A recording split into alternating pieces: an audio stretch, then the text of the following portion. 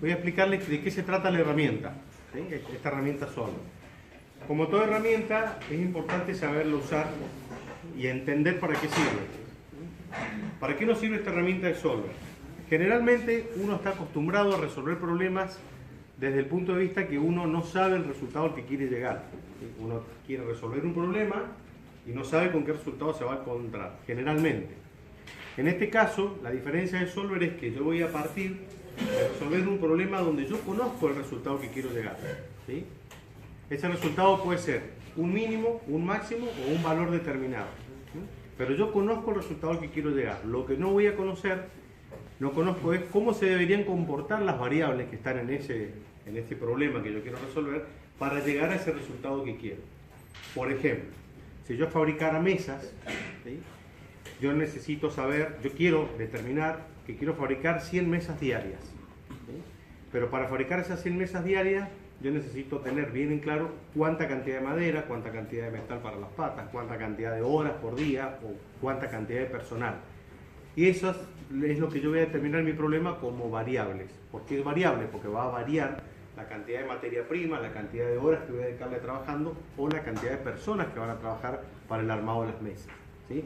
Yo tengo claro que quiero fabricar 100 mesas diarias, pero no sé exactamente cómo debo manejar esas variables para encontrar el resultado óptimo en esas 100 mesas diarias.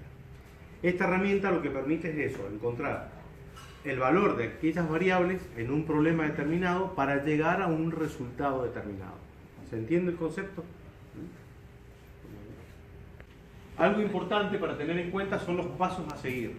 Los pasos a seguir son importantes en el Solver porque, si ustedes observan, el último punto dice resolver utilizando Solver. Ese es el último punto. Pero yo tengo varios puntos anteriores que son, de alguna manera, están armados en la estructura piramidal. Si yo alguno de esos puntos los resuelvo mal, lo más probable es que el Solver me dé mal. Entonces, si yo observo el primero, me dice que yo tengo que establecer la función objetivo. ¿Qué sería la función objetivo?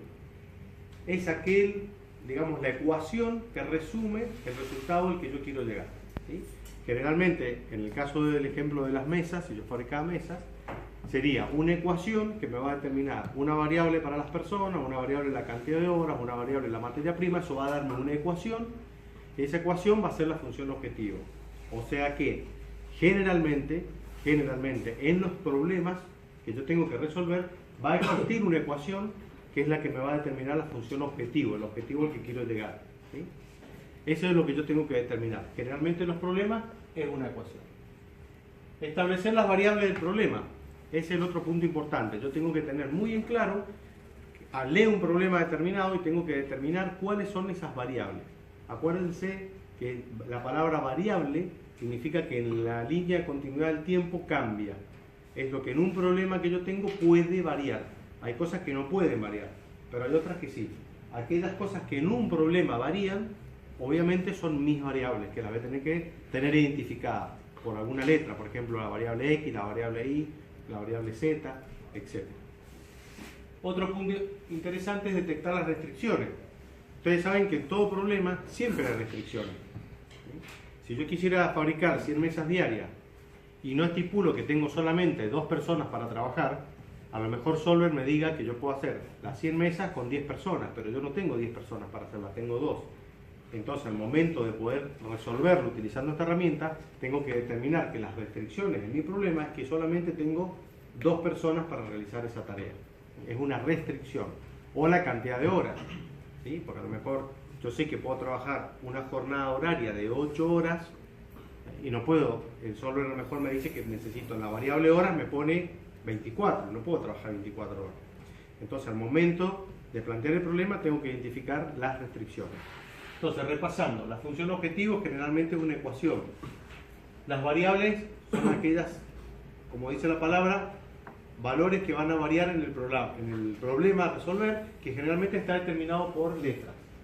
Las restricciones, y después tengo que hacer el planteo en el Excel, que eso es terriblemente importante. Si yo planteo mal el problema en la planilla, es muy probable que me dé mal. ¿Sí? Es muy probable que me dé mal. Es fundamental plantearlo bien. Por eso esto lo vamos a ver en la práctica. Si bien estamos dando un concepto teórico para entender lo que tenemos que hacer, pero es muy importante realizar la práctica de esto. Resolver utilizando Solver, que sería el último punto. O sea, ustedes observen que si cualquiera de los anteriores está mal, lo más probable es que por más que yo llame a Solver y le pida que me lo resuelva, el resultado no va a ser el que yo espero.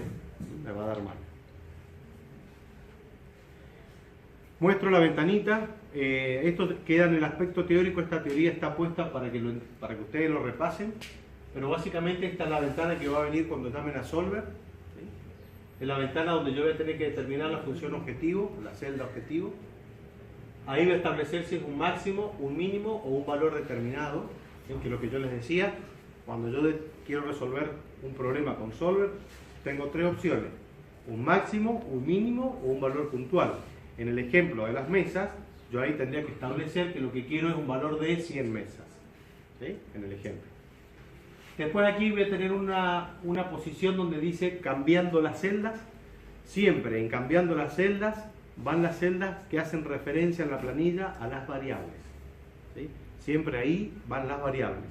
Porque lo que hace Solver es buscar aquí a dónde está apuntado, en qué lugar de la planilla están haciendo referencia a las variables y va a cambiar el valor para lograr el resultado que yo estoy buscando.